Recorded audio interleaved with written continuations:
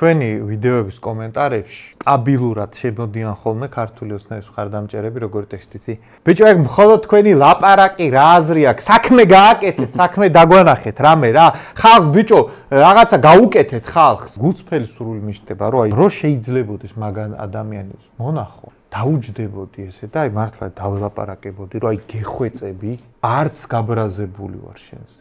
არც ნაწყენი ვარ. არაფერი არ მინდა მადლობებით წავლაკიდან. ამიხსენი ხა, რას გულისხმობდი? ჩემთვის მჭირდება პროსტა რა. ვარ პარტია, რომელიც არც პარლამენტში ვარ, არც რამე თანამდებობა მიკავია.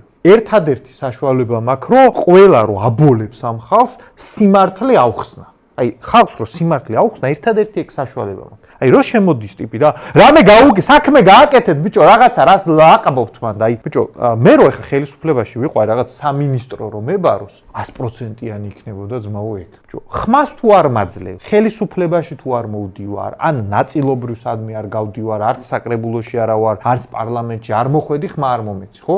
ანუ, ბერკეტი არ მომეცი, რომ რამე გავაკეთო. და ეხლა მოდი ხარ და რა, აი რანაირად წარმოგიდგენია ეგ პროცესი.